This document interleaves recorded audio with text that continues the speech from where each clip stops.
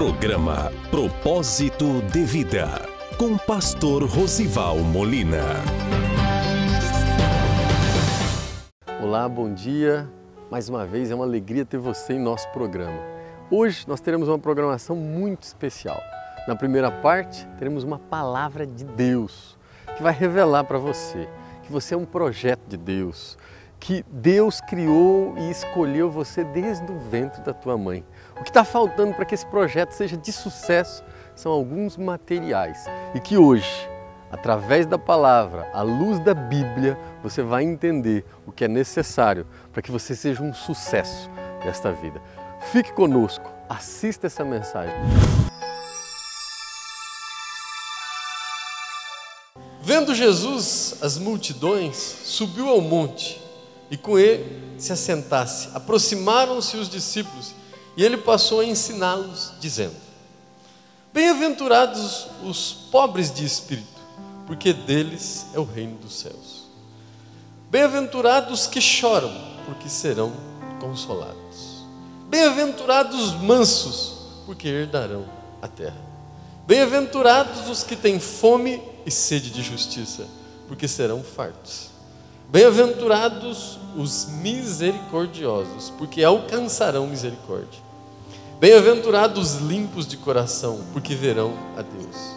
Bem-aventurados os pacificadores, porque serão chamados filhos de Deus. Bem-aventurados os perseguidos por causa da justiça, porque deles é o reino dos céus. Bem-aventurados sois quando por minha causa vos injuriarem, vos perseguirem e mentindo disserem todo mal contra vós. Regozijai e exultai, porque é grande o vosso galardão nos céus. Porque assim perseguiram aos profetas que viveram antes de vós. Amém? Irmãos, eu quero dizer nesta noite que você é um projeto de Deus, que você é uma realidade criada por Deus. Quero dizer ainda, como está escrito no livro de João, capítulo de número 15, verso de número 16. Você é um escolhido do Senhor. Você não é obra do acaso. Você não é um acidente de percurso. Você não é um erro do passado. Você é um escolhido do Senhor. A Bíblia diz no livro de João, capítulo de número 15, verso de número 16: Não foste vós que escolhestes a mim, mas eu que escolhi a vós. Quero dizer que você é um escolhido do Senhor. E a palavra escolhido quer dizer estrategicamente posicionado.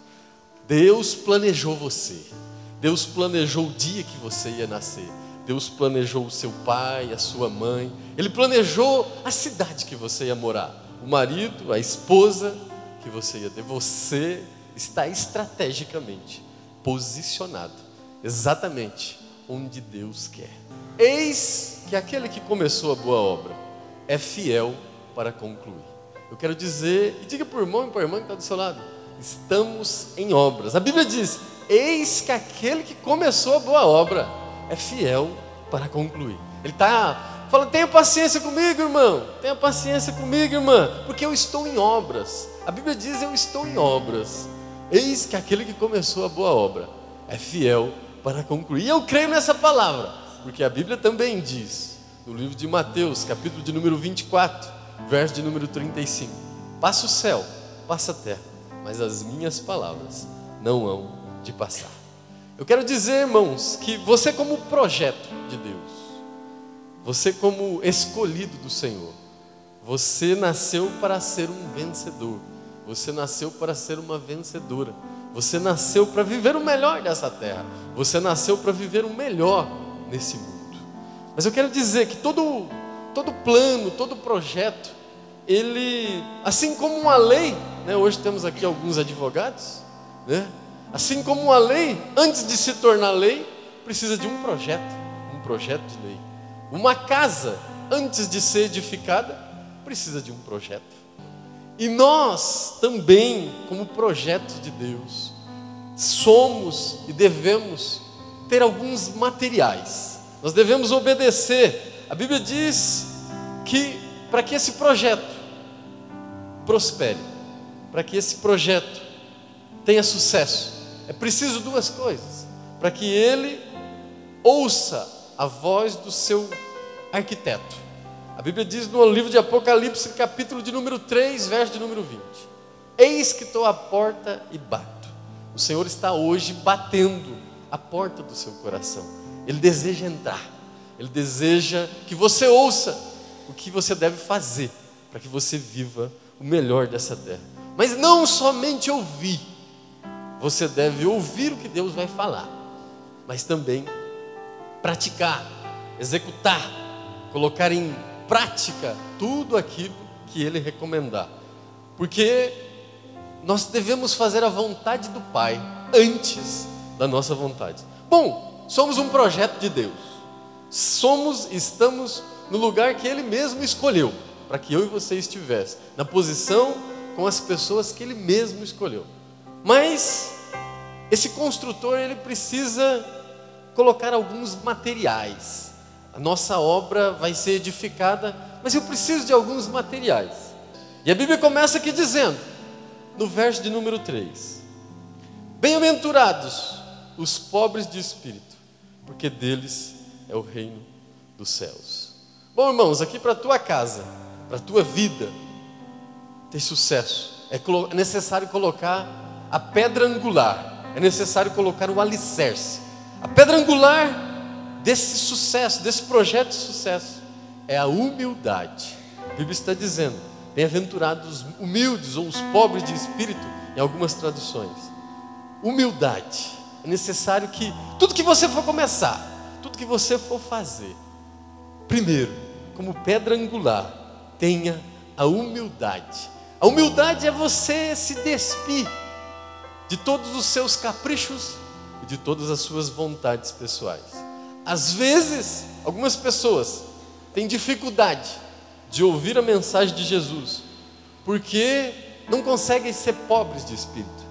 Elas estão presas às posses, estão presas aos diplomas, estão presas aos cargos, estão presas às posições sociais, estão presas à opinião pública, estão presas à opinião dos parentes. Mas eu quero te dizer, nesta ocasião, não se ajoelhe mais para o ser humano, só se ajoelhe para o Senhor. Seja humilde, seja pobre de espírito. Eu quero dizer para você ainda, numa das minhas conversas, discutindo sobre humildade e orgulho, então eu percebi, pastor, que o orgulho é um sentimento muito mais fraco do que a humildade. Porque eu já vi muita gente dizendo, hoje eu estou com o meu orgulho ferido. Mas eu nunca vi ninguém dizer que está com a humildade ferida. Então eu cheguei à conclusão que o orgulho é muito mais fraco do que a humildade. E às vezes nós precisamos estar abertos a aprender a mensagem de Deus. Precisamos estar abertos a aprender o que Jesus quer falar conosco, o que Ele quer nos ensinar. Porque eu quero te dizer, o que nos atrapalha não é o que você não sabe. O que nos atrapalha é o que você sabe de maneira errada. Porque o que você não sabe, você está cedendo. Mas às vezes temos convicções que nos freiam, que nos travam e nos impedem de avançar. E ele continua dizendo, eu já coloquei então o alicerce. Ele vem para o verso de número 4 e diz, bem-aventurados os que choram, porque serão consolados. Está aqui mais um material. Está aqui o piso da sensibilidade. O sofrimento, irmãos, não é um sentimento que agrada a Deus. O sofrimento, a tristeza, não é um sentimento que agrada ao Senhor. Mas às vezes ele é necessário. Às vezes ele se faz necessário. Porque é através do sofrimento que às vezes nós conhecemos ao Senhor. Às vezes quando tudo se esgota, às vezes como o pastor estava dizendo, quando a medicina não tem mais o que fazer, quando você recebeu um diagnóstico médico que não tem mais jeito, tudo se esgotou, agora você começa a chorar, agora você começa a sofrer. Mas a Bíblia diz que o Senhor se apresenta a você e Ele quer te consolar, e Ele quer ter uma experiência com você. Ele quer ter a capacidade de você se emocionar, de você se entregar para Ele, de você perceber e reconhecer que Ele é o único e suficiente Salvador da sua vida. Ele continua dizendo no verso de número 5: bem-aventurados mansos, porque herdarão a terra. Aqui nós temos duas palavras, né? A mansidão aqui simboliza na sua construção a cinta de amarração, aquilo que dá resistência ao seu projeto. Mas nós temos duas palavras aqui muito interessantes: mansos e terra. A Bíblia está dizendo que se você for manso, você vai herdar a terra. Terra aqui, irmãos, não é na literalidade da palavra. Terra aqui simboliza domínio sobre as coisas exteriores, domínio sobre as situações exteriores, domínio sobre o mundo. E manso quer dizer atitude mental, aquele que possui fé, aquele que mesmo que tudo esteja contrário, aquele que mesmo que tudo esteja diverso, aquele que às vezes o médico deu um diagnóstico contrário, mas ele sabe que a Bíblia diz que ele é mais do que vencedor, porque ele é manso, ele não se desespera, ele sabe da vontade de Deus, ele sabe das promessas de Deus, ele tem autocontrole, ele tem autodisciplina, ele tem equilíbrio. E a palavra mansidão, se você lê ela no essencial, no grego, quer dizer amansar a fera. Mansidão, amansar a fera. A Bíblia diz no verso de número 6: bem-aventurados que têm fome e sede de justiça, porque serão fartos. Justiça, irmãos, a coluna da nossa vida. Justiça, a coluna do nosso projeto. De justiça é diferente de direito, né?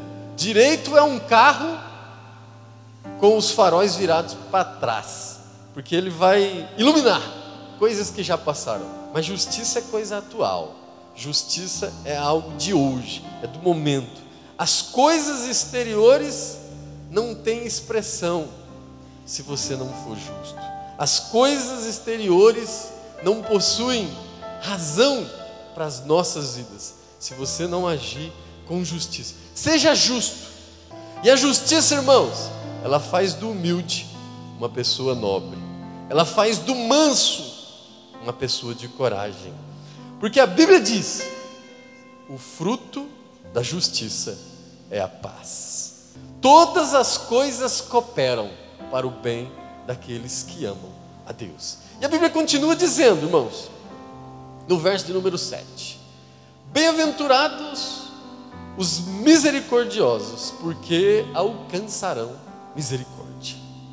Bem-aventurados os misericordiosos. Isso aqui é mais um elemento para a sua construção. É a solidariedade. São os tijolos da sua construção. Quando você alivia o peso de uma pessoa, quando você alivia o peso de condenação de alguém, você torna possível o alívio também do peso da sua autocondenação, do seu autoapontamento. Você torna possível. Eu quero te dizer que o querer bem gera o bem-querer. O querer bem gera o bem-querer. E a Bíblia também diz algo muito interessante que eu gosto muito. Está lá no livro de Romanos, capítulo de número 12, verso de número 19, que diz que se o teu inimigo tiver fome, lhe dê algo para comer. Se o teu inimigo tiver sede, lhe dê água para beber.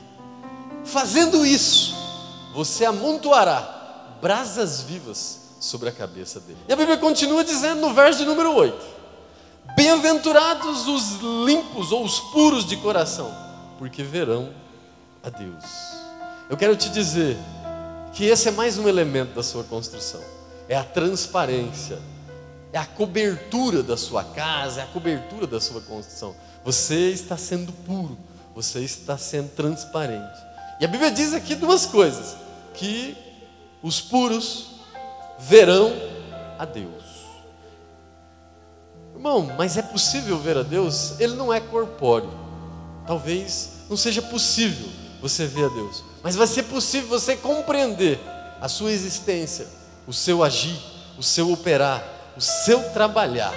Eu quero te dizer, assim como disse Jó, eu te conhecia de ouvir falar, mas hoje eu te conheço face a face. E pureza de coração, irmãos, é aquela pureza na mente, é aquela pureza no subconsciente. Porque uma coisa é você achar que é bom. Talvez algo, você já ouviu falar de Jesus, você já ouviu a mensagem de Jesus e fala assim, isso é bom, mas essa é apenas uma opinião. A pureza, ela entra no seu subconsciente, ela não fica apenas numa opinião, porque opinião é como um médico, que você vai lá consultar, e ele fala, você tem que ter higiene na hora de alimentar, você tem que lavar as mãos, olha, você tem que se alimentar com legumes, com frutas, mas ele mesmo não lava as mãos na hora de se alimentar, ele mesmo vive comendo churrasco, lanche, ele tem uma opinião, mas aquilo não entrou no subconsciente. Para que você seja puro de coração, é necessário que isso entre no seu subconsciente. Eu quero te dizer ainda, que a Bíblia diz, no verso de número 9, bem-aventurados os pacificadores, porque serão chamados filhos de Deus. Pacificação, irmãos, é o cimento da sua construção, é aquilo que dá liga, é aquilo que fortalece. Jesus, quando você o aceitá-lo, quando você o reconhecê-lo, Jesus não vai melhorar a sua vida. Pastor, não vai melhorar. Jesus não vai melhorar, Jesus vai transformar a sua vida. Ele vai transformar, você não vai ser mais a mesma pessoa. É nascimento de novo, é mudança de vida, é mudança de caráter. O que é caráter? É fácil, é só você falar a palavra. Pega caráter, pega o ter e põe antes, ter cara. Você vai ter cara para enfrentar a sua família, você vai ter cara para enfrentar os seus amigos, você vai ter cara para enfrentar o mundo, você vai ter cara para enfrentar a igreja, você vai ter cara para enfrentar as adversidades. Deus vai mudar o seu caráter, Deus vai mudar a sua vida. Ele veio para que você tenha uma transformação. Quanto maior a dificuldade, irmãos, maior vai ser a sua necessidade de ser pacificador. Quanto maior a sua situação adversa, mais necessário vai ser a sua pacificação. Deus vai fazer uma conversão na sua vida. Deus diz através da sua palavra, lá no livro de Marcos, quando Jesus falando aos seus discípulos, aquele que quiser vir após mim, pegue sua cruz e me siga. Assim como dizia Aristóteles, quando eu for falar de alguém, que eu fale de paz, mas se não for de paz, eu passe por 3 peneiras. É necessário passar por 3 peneiras. A primeira peneira, o que eu vou falar de alguém é verdade ou mentira? Passei pela primeira peneira, então é verdade, tudo bem. Passe pela segunda peneira, o que eu vou falar de alguém é verdade, mas é necessário eu falar? Se você conseguir responder é verdade e vai ser necessário, passe então pela terceira peneira. É verdade, é necessário e vai trazer benefício ou malefício para a vida daquela pessoa. Se você conseguir responder essas 3 perguntas, então fale. É verdade, é necessário e é bom que eu fale. Porque senão, irmãos, não fale. Seja um pacificador, não semeie a contenda. E ele continua dizendo, no verso de número 10, bem-aventurados os perseguidos por causa da justiça, porque deles é o reino de Deus. Eu quero te dizer, esse é mais um elemento da sua construção, é a resistência, são as portas e as janelas que você tem que pôr na sua construção, é a sua resistência. As maiores lutas serão às vezes com você mesmo, porque a nossa luta nessa vida são contra 3 coisas. Nós lutamos nessa vida contra 3 coisas. Nós lutamos contra o mundo, nós lutamos contra o inimigo das nossas almas e os pratos sedutores que eles nos apresentam, e nós lutamos contra a nossa própria natureza. Às vezes você vai ser perseguido não somente pelo inimigo, não somente pelo mundo, mas às vezes pela sua própria natureza. Jesus passou por isso. Jesus teve uma luta no deserto contra o inimigo. Ele tentou lá para que Jesus transformasse o pão, as pedras em pães, tentou levar ao pináculo para ele se lançar, depois tentou oferecer os reinos para que ele se ajoelhasse.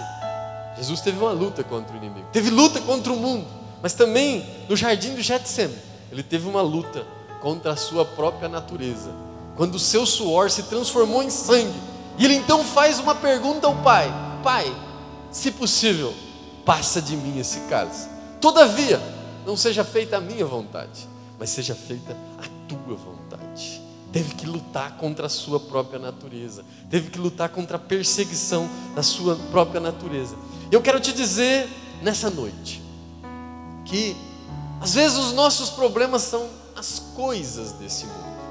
Eu tenho um problema que eu não posso ir na igreja porque aconteceu uma coisa na minha casa. Eu tenho um problema porque eu tenho uma namorada e tem uma coisa para resolver. Tem um problema no banco, tem uma coisa de um parente, tem uma coisa que eu tenho que conversar, tem um problema no carro, mas uma coisa, as coisas vão tentando roubar a nossa comunhão com Deus.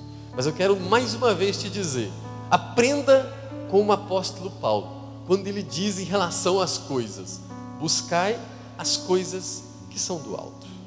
E ele continua dizendo: uma coisa faço, esquecendo-me daquelas que para trás ficam, prossigo para o alvo.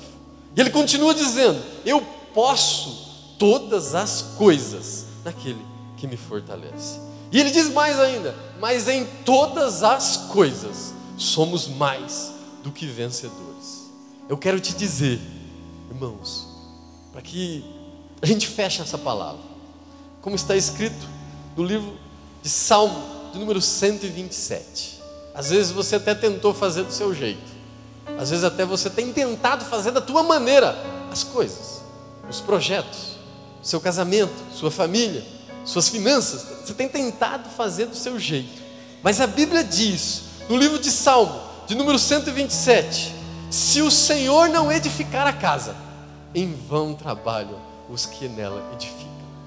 É necessário que você entregue tudo ao Senhor, porque eu quero te dizer que a Bíblia diz no livro de Ageu, capítulo de número 2, verso de número 9, porque a glória da segunda casa será maior do que a primeira.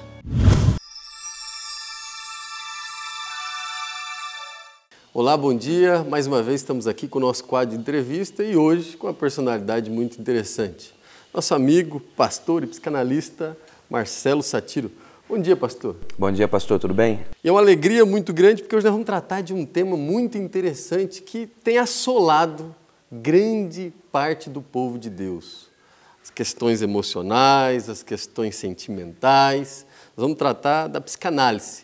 O que é, para que serve. E eu já faço essa pergunta ao senhor: qual é a área de atuação, qual é a diferença entre psicologia, psicanálise? Eu gostaria que o senhor compartilhasse conosco. Claro, bom dia a todos, é um privilégio poder estar aqui. A psicanálise, ela é um ramo da psicologia que estuda o comportamento a partir dos conteúdos interiores. Enquanto a psicologia, ela estuda o comportamento em si, faz a pergunta: por que eu faço isso? A psicanálise, ela vem com a pergunta: o que me leva a fazer e a ter determinados comportamentos que eu tenho? Então a psicologia trabalha com o comportamento, com as ações de dentro para fora, e a psicanálise trabalha com os conteúdos interiores, com aquelas coisas que nós carregamos dentro do nosso inconsciente, que nos afeta de uma forma muito prática na vida e nas relações, e nós não temos aquela consciência do porquê que nós agimos de determinadas maneiras. Pastor, agora uma questão, um tabu que existe no meio evangélico, né? Muitas pessoas, muitos irmãos, muitas irmãs, por serem evangélicos, se reconhecerem como evangélicos, acham que não precisam da ciência, acham que não precisam da psicologia, não precisam da psicanálise. Qual é a visão do senhor entre o cristão e essas ciências? Eu penso o seguinte: acima de qualquer religião, de qualquer confissão religiosa que a gente tenha, Nós somos seres humanos.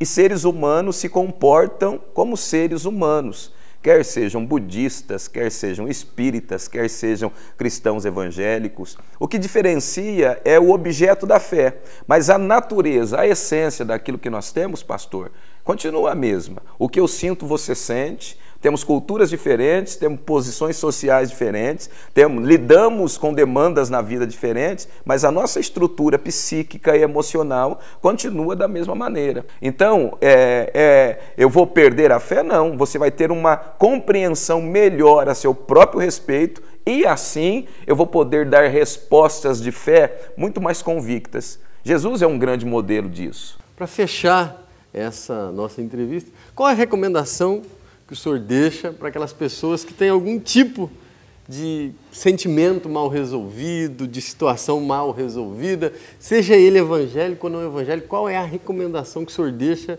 Qual é o primeiro passo que ele precisa adotar para começar a melhorar a sua vida emocional, sua vida consigo mesmo?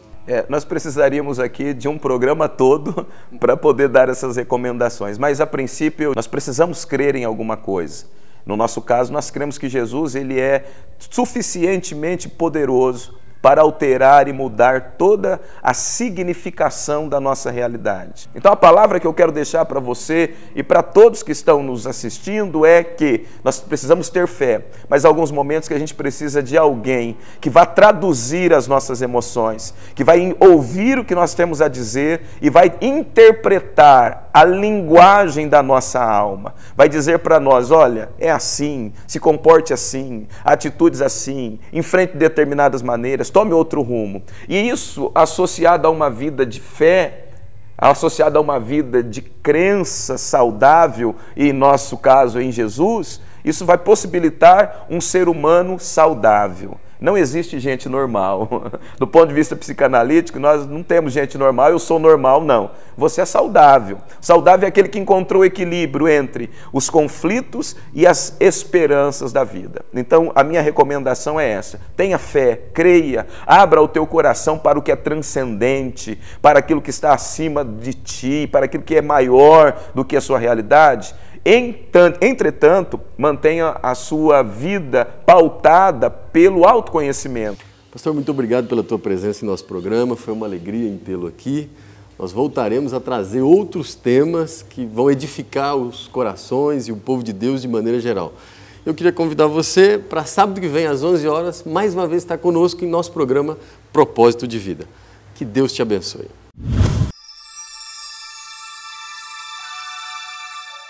Eu creio que o Espírito Santo falou com você nesta manhã. Eu queria agora te fazer um convite. Você que ouviu esta palavra, você que ouviu nossa programação, eu queria te convidar para hoje, às 20 horas, neste sábado, às 20 horas, estar conosco na nossa Santa Ceia. Eu estarei ministrando a palavra nesta noite, em nossa igreja, a partir das 20 horas, na Avenida Paulo Marcondes, 1447. Venha cear conosco, venha participar conosco, será uma alegria a tua presença e de toda a sua família. Nesse momento ainda, para fecharmos a nossa programação, eu gostaria de te convidar a curvar a sua cabeça para que juntos realizássemos uma oração de fé.